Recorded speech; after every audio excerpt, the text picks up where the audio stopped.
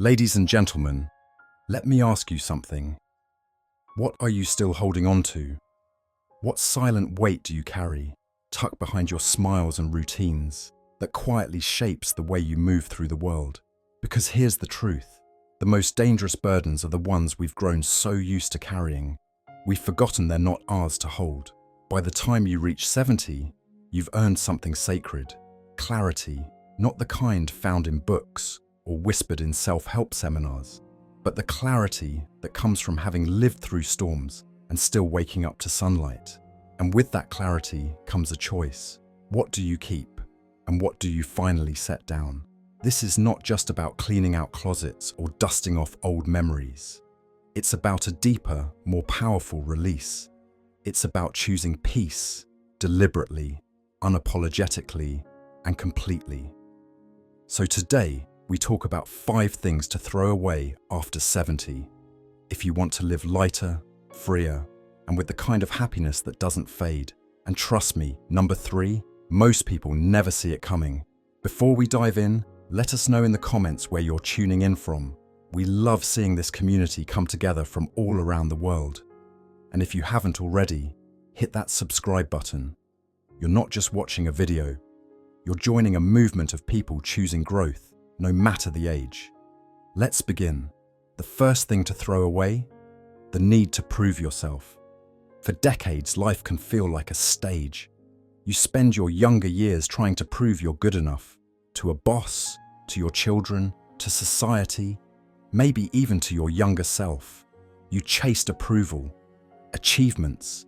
You wanted to matter, and that's not wrong, it's human. But past a certain point, the question shifts from, how do I prove my worth, to, why did I ever need to? You've already lived 1,000 lives in one. You've been the caretaker, the provider, the survivor, the peacemaker, the dreamer. Now, it's time to just be, because at 70, your value isn't in what you do, it's in who you are. You don't have to prove anything, not anymore. Your worth isn't measured in productivity. You've earned the right to exist without explanation, to speak without justification, to say no simply because you want to. Some people may not like that, and that's okay. You're not their project. You're not here to make everyone comfortable. You're here to live the rest of your life without masks or performances. The real ones will stay.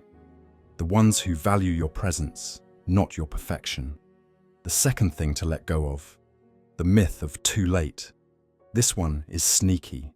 You might not say it out loud, but how often do you catch yourself thinking, I'm too old to change. I missed my chance. People my age don't do that. Let's be clear, age limits the body, not the soul. The spirit doesn't expire. Growth doesn't have an expiration date. Wonder, curiosity, love, purpose. None of those things are reserved for the young. The idea that your best days are behind you is not a fact, it's a belief. And beliefs can be rewritten. Some people climb mountains in their 80s.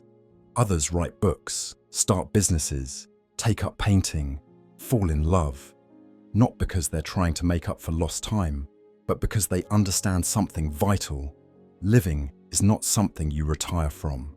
The greatest freedom you can give yourself is permission to start something new, even now. Your story isn't over. You're not a finished product, you're still the author. And the last chapters, they can be the most powerful. Now, let's talk about a big one. The third thing to throw away after 70 is guilt. This one's deep, and it sticks.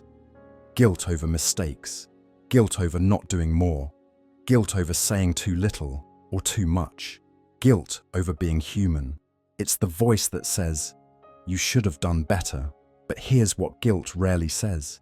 You were doing the best you could with what you had at the time. And that's the truth. You've made hard choices. Some of them turned out beautiful. Others left scars. But scars don't mean shame. They mean you lived, you tried, you risked. There's no wisdom without missteps, no courage without regret, no love without some heartbreak. You have to make peace with the version of yourself that didn't know what you know now. They weren't foolish. They were learning. You can't go back. But you can forgive. You can take the lessons without carrying the pain. Release the guilt. It's not making you a better person. It's just keeping you from being a free one. Next, the fourth thing to discard: old roles. You've worn many titles in your life: mother, father, spouse, friend, worker, caregiver. And for a long time, those roles defined you. They gave your life structure, meaning, responsibility. But after 70, many of those roles change. Children become adults. Careers wind down. Responsibilities shift. And that can feel disorienting, even sad. But it's also an invitation. Because when the old roles fall away, the question becomes, who are you without them? You see, identity is not fixed. You are not just someone's parent or partner or former job title. You are a soul, a thinker, a creator, a friend, a witness to this life. Letting go of roles doesn't mean losing meaning. It means creating new meaning. This is your time to define yourself, not by what others need from you, but by what calls to you. This is your time to explore, to play, to dream. You don't owe anyone a version of yourself that's no longer authentic. Step into this next chapter without the weight of old definitions. Let who you are now be enough. And finally, the fifth thing to throw away: fear of slowing down. The world loves speed, efficiency, productivity. Keep going has become the mantra of modern life. But after 70, there's a new kind of power in slowing down. And not just because the body demands it, but because the soul needs it. Slowness is not weakness, it's awareness. When you slow down, you notice things. The way sunlight hits the window, the sound of a grandchild's laugh, the warmth of a cup of tea held a little longer than usual. These are not small things, they are everything. This stage of life isn't about rushing, it's about savoring, not pushing for more, but appreciating what already is.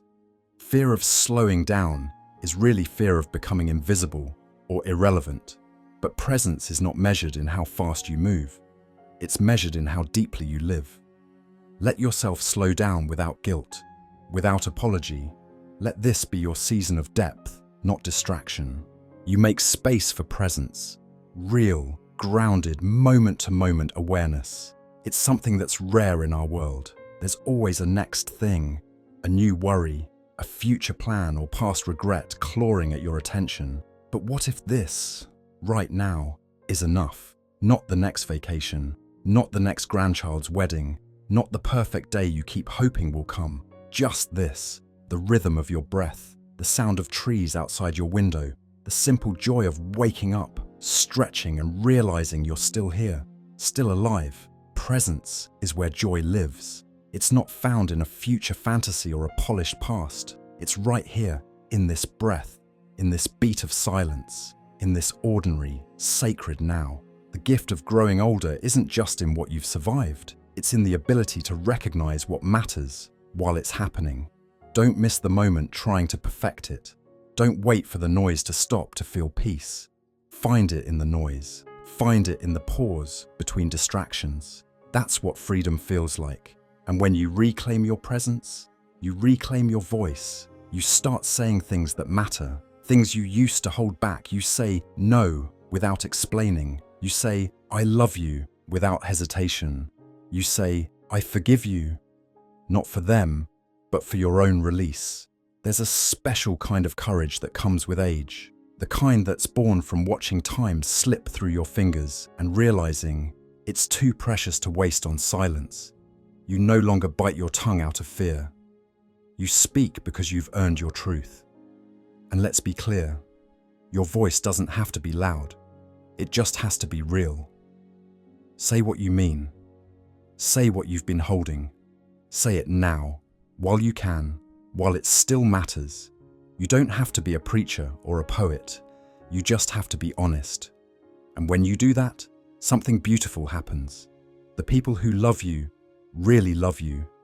They lean in closer because they finally see you, not the role you played, Not the version of you they imagined, but the real you, unfiltered, unhidden, unafraid. You also start to see relationships differently. Let's talk about that. Because when you stop carrying what's heavy, you see who's been holding you down. It's not always obvious. Sometimes, the people who drain you are the ones you thought you needed. Sometimes they're family, old friends, people you've known so long you don't even question their place in your life anymore. But history isn't the same as harmony. Just because someone's been in your life a long time doesn't mean they should stay. Ask yourself, who makes you feel calm after a conversation? Who makes you feel seen, supported, safe? And who leaves you tense, shrinking, doubting yourself? If someone only shows up to take, to argue, to criticize, to manipulate, it's not loyalty to keep them around, it's fear. And at this stage, you don't owe fear anything. You owe yourself peace, even if it means distance, even if it means walking away. Because when you do, you make space for people who give, not just take.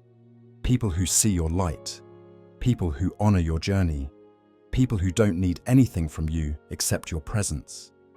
Those are the people who deserve your time. Choose them. And here's the secret no one talks about enough. Peace is a practice. It doesn't just happen when you hit a certain age. You don't retire and suddenly wake up fulfilled. Peace is something you choose. Daily. You choose it when you stop rehearsing old arguments in your head. You choose it when you forgive people who will never apologize. You choose it when you stop comparing your life to the one you thought you'd have. Because yes, some dreams didn't come true. Some people didn't stay. Some roads led to places you never expected. But here you are, still standing, still growing, still capable of joy.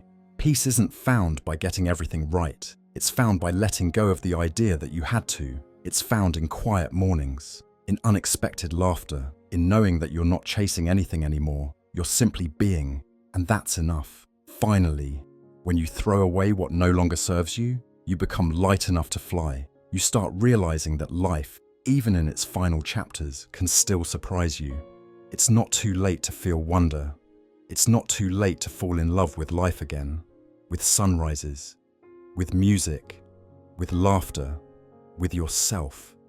You are not a summary of your years. You are not your mistakes. You are not your roles or regrets or wounds. You are still becoming. And the only real question left is this: how do you want to live the rest of your life? Fearful or free? Trapped by old stories or open to new ones? You've carried enough. Now, you get to let go. You get to breathe deeper, laugh louder, speak softer, love harder. You get to wake up and know that you're not chasing anything anymore, because peace already lives within you. You just had to clear space for it. So if this message moved something in you, don't just click away and forget it. Leave a comment below.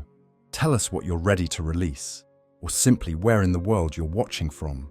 Because every time someone shares, it reminds us that we're not alone in this. That no matter where we come from or what our stories look like, we're all walking each other home. And if you haven't already, subscribe. Not just for the next video, but to keep choosing growth, even now, even here. Because this is only the beginning. Your story isn't over, not by a long shot.